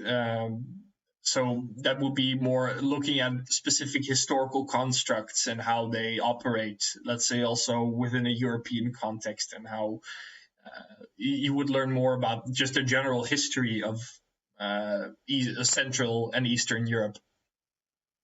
So yes, I think that's most of what I can say on that. Okay, so I think we've gone through all the questions in the chat so far. Great, Margriet, I'm going to ask you a question now. Where did you study for your first and second semester, and why? Very, very good question. I started in Groningen. To be honest, I was very interested specifically in the courses, even though the first semester is kind of the same for everyone. I really liked the courses. I don't like the description of the courses in Groningen specifically. Also, to be honest, because I was already living in Groningen, I did my bachelor's in international relations already in Groningen. So it was kind of also convenience, to be honest. I was living with my friends, and so I started in Groningen, especially also because we were like living a pandemic at that time as well. And then for the second semester, again, I had a look at the courses. But I must say that I also was like thinking of, I wanted to improve my Spanish language skills. So that was also a big factor for me choosing eventually for Bilbao, as opposed to maybe another university which had yeah, I remember, for example, I really wanted to look into Latin America and relations between Europe and Latin America, the EU and Latin America. For that, Bilbao and, for example, Krakow are very they have courses on that specifically. And so I was kind of doubting between those, and then in the end, I kind of chose also for the location, which was Bilbao in the end. Yeah. Very nice. Thanks a lot. So yeah, I think maybe I can tell a little bit about my own experience as well, because I'm a graduate of Euroculture myself. Maybe that's good to mention. I graduated in 2020, so last year, and I also chose for Groningen for actually quite the same reasons. I already studied here. I did my bachelor's here, and this program looked very interesting. So I thought, well, Groningen will be a good place to start because I already have everything here. For my second semester, I went to Göttingen specifically for their connection to the US, because my bachelor's was English language and culture here in Groningen. So I was very interested in approaching an English-speaking country from the perspective of Euroculture. So that's a lot of the reasons why I went there. Also, and especially one course there in particular really spoke to me, which was this course by Lars Klein about the phenomenon of Trump. Because, of course, when I studied Euroculture, these were the dark days of the Trump presidency. So I definitely was very interested in where that came from, how that happened, and that was one of the very contemporary relevant courses at the time. And that's also part of why they change the course offer every year. It's because that keeps it fresh, right? So we had a very relevant discussions with all kinds of students from all kinds of perspectives about, well, what do you think about Trump? And some people had very differing opinions about him. And so that's kind of a way of getting very contemporary political, cultural issues out there in the classroom in Euroculture as well. And it causes especially because the format of that class was like very open and, kind of having a more of a debate structure and more of an open discussion kind of feel. It wasn't so much the lecturer just talking and us absorbing the information. It was more so interactive. And I think that's also generally something that we have a lot in Euroculture. There's a lot of interactivity and not so much just lectures, let's say. So that was my second semester. Margriet is doing an internship now. I did a research track. So if you have questions about what either a professional track or a research track looks like if you want to know more specifics, we have some expertise here today.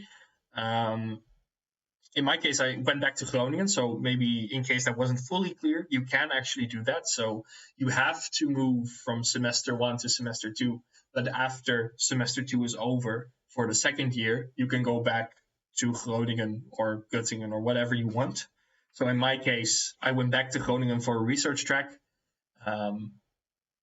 and I worked on a research topic sort of focused on the idea of differentiated integration in Europe. So that's more so, how does Europe integrate at different speeds at different levels?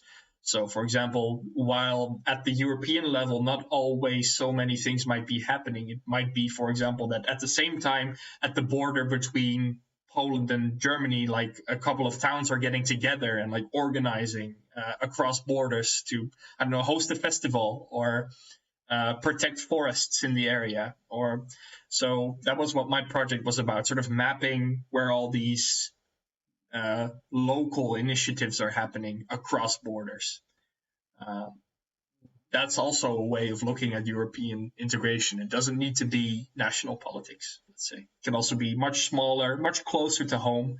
It could, for example, if you're a European citizen, is the town you're living in, are the farms around it subsidized by European taxpayer money? These kinds of things. Europe is very close to home in many cases, even if you don't always realize it. So that's really the lesson I think I took away the most from that research track there.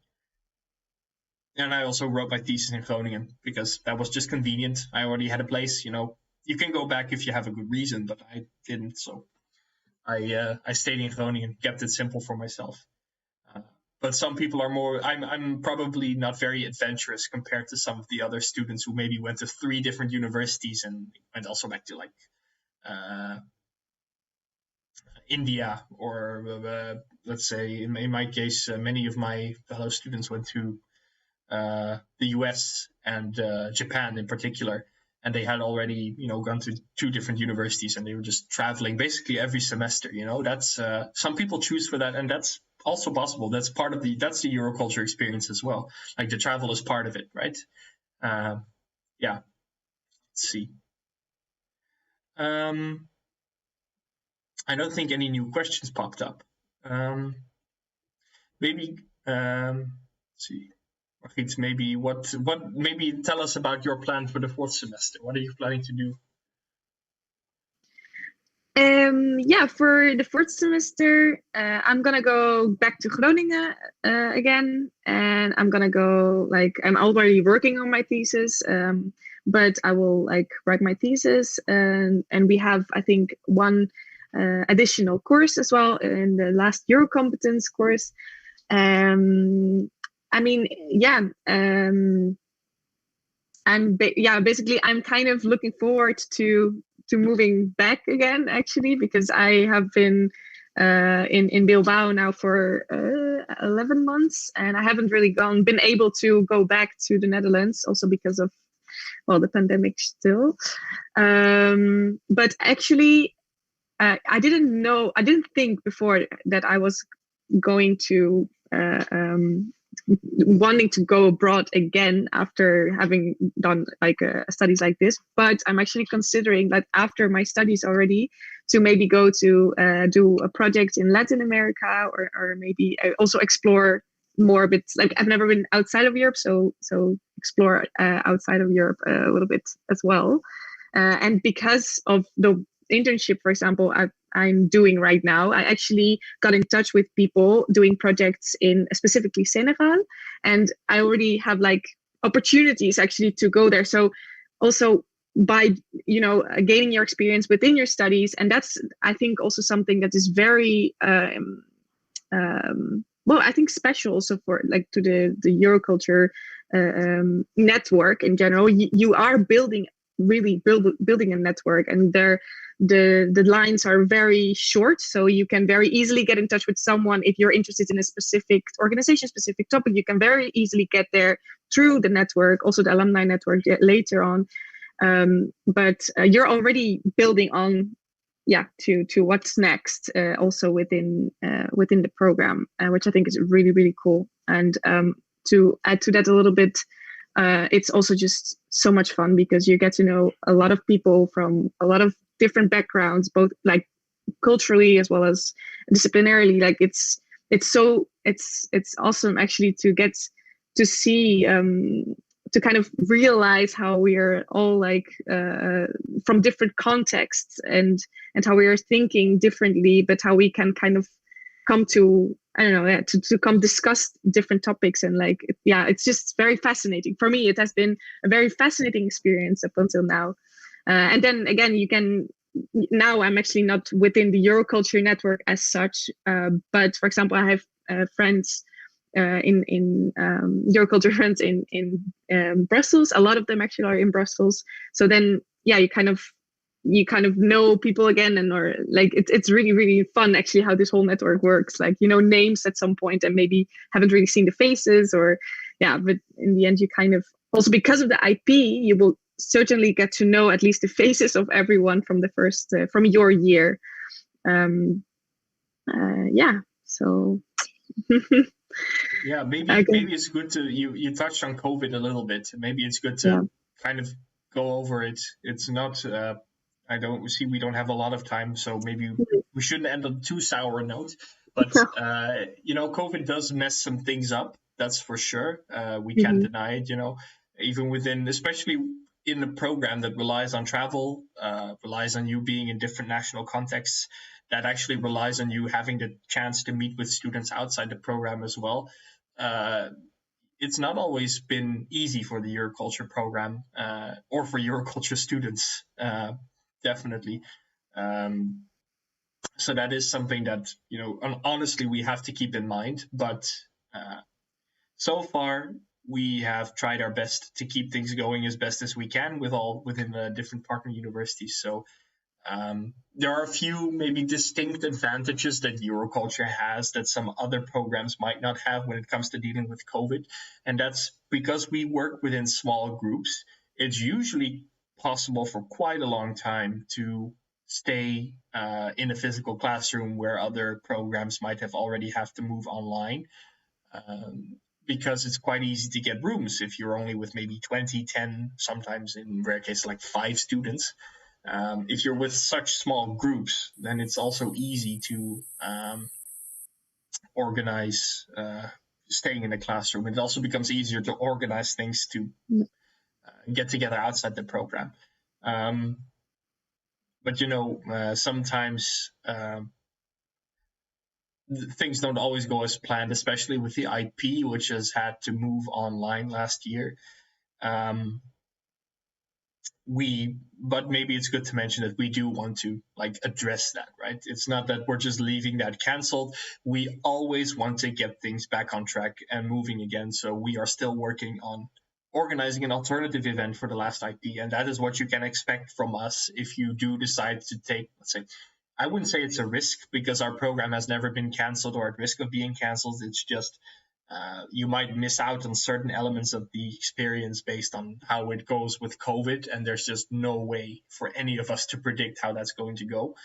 But we will always try our best as a program to make up for whatever you've lost wherever possible, right? So if an event is canceled, we'll try to organize a new one later. That's kind of the attitude that we take, right? We want to make sure that you get you get out of this what we promise you can get out of this. And if we can ever, not make that promise work directly, we will always try to compensate you as fairly as possible. We try to be transparent about, those things that we think can or can't work.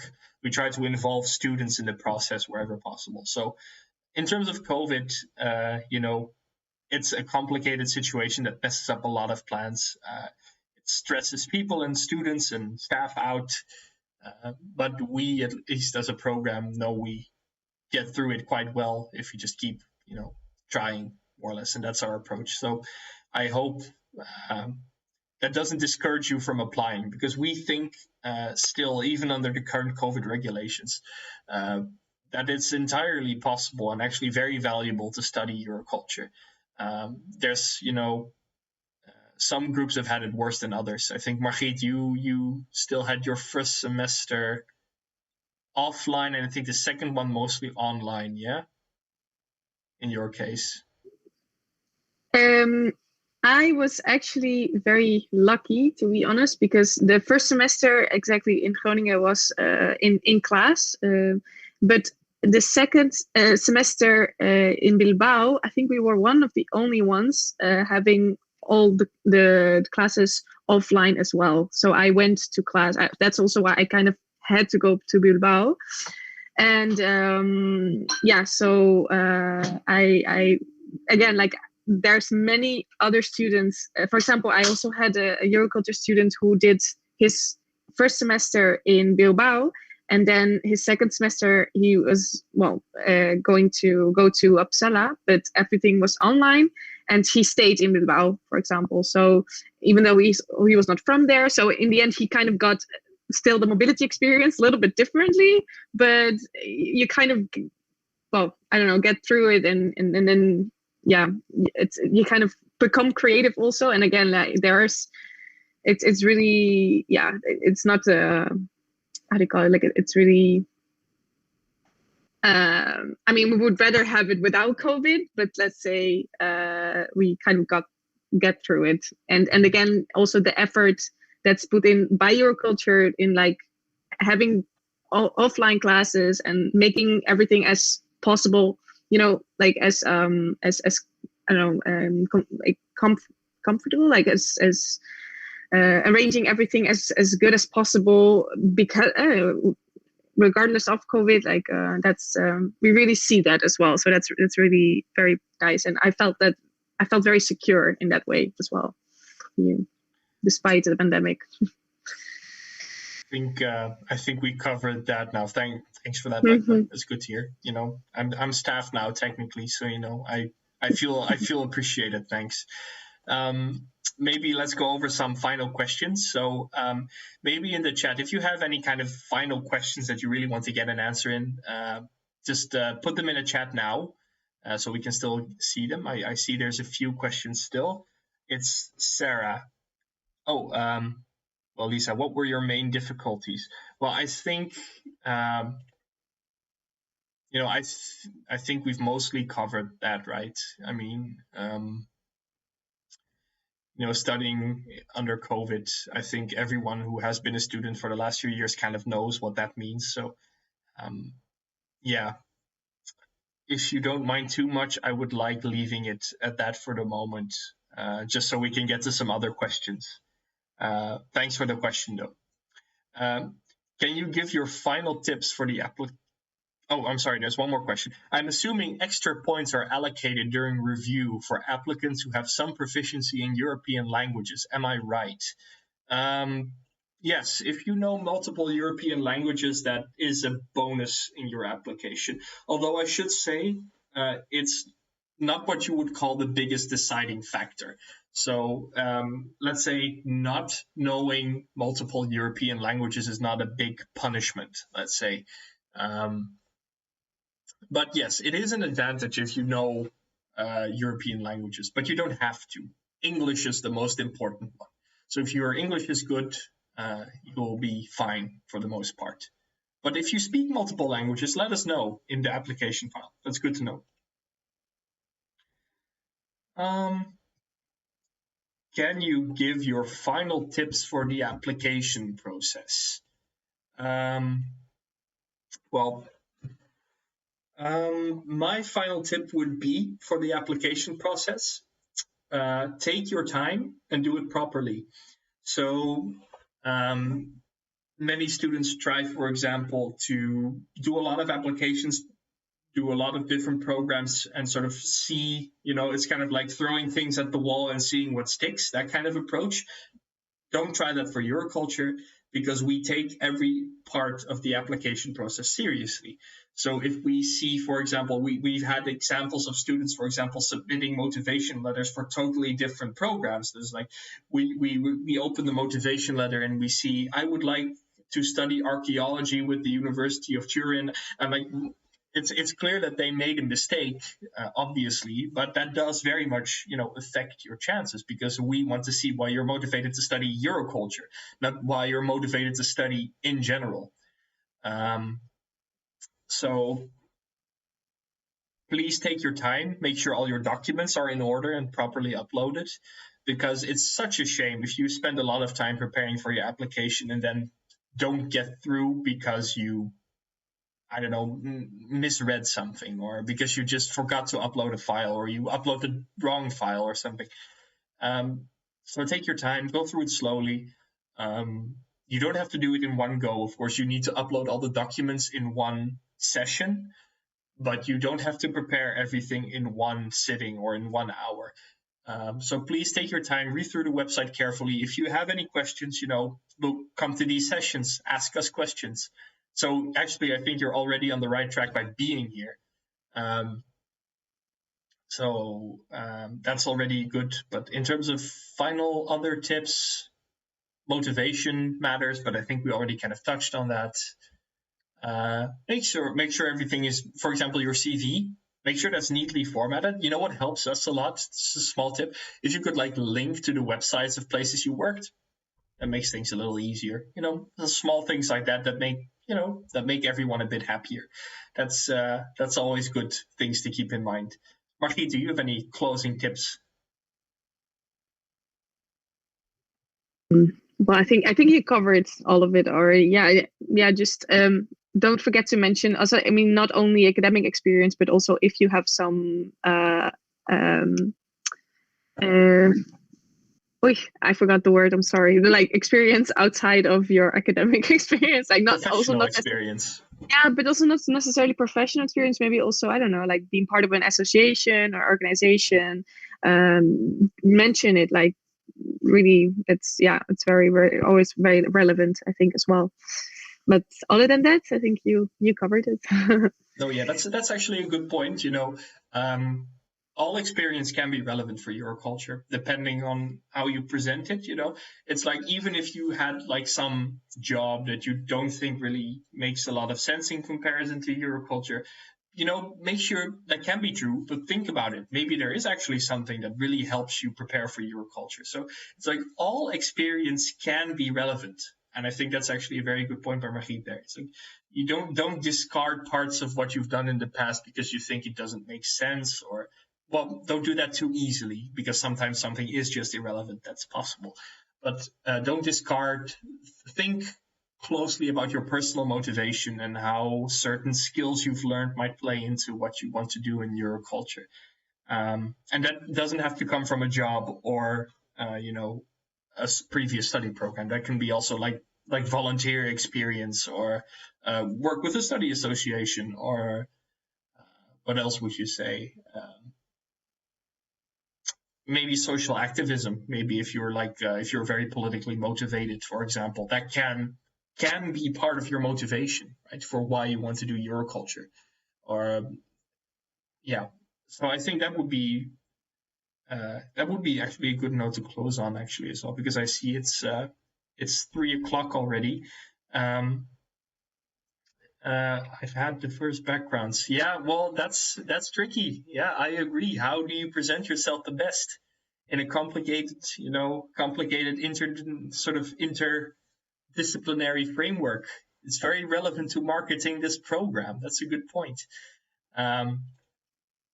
Right. I think that's a good note to close on. So thank you so much for joining this session today live.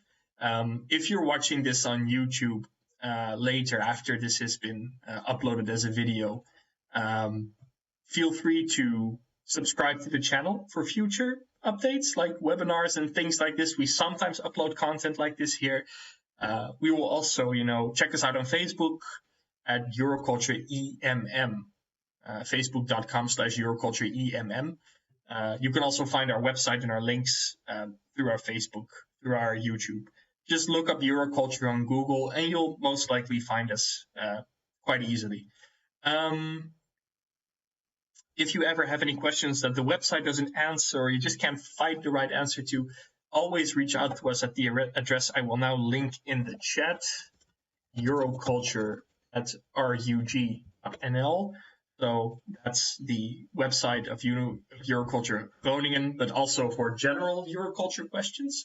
So if there's any doubt about maybe do I apply, maybe my background is kind of in a gray area, I'm not sure, just send us a message. We will help you. If you maybe want to hear more about the experience from students' perspective, Margriet will be able to help you with that as well. But we can also connect you with students in universities that maybe you want to go to. If you have any sort of thoughts about what would be interesting for you in Euroculture, and you just want to know more, let us know, because we're very approachable, and that's what we try to keep in the program as well. We want to be able to connect with you, and we want to be able to talk with you about these things. And that goes before the program, during the program, and after the program. Thank you so much, everyone, for joining. I wish you a pleasant afternoon, rest of your day, evening, or morning, depending on your time zone. And I hope to see you in the future in the Euroculture program. And good luck to all of you who are going to apply. I would very recommend it, actually. Yes, thank you so much, Margriet, for joining as well. It's been very much appreciated. Thank you for having me join this session. All right, then. Well, have a good afternoon, and goodbye, everyone. Goodbye.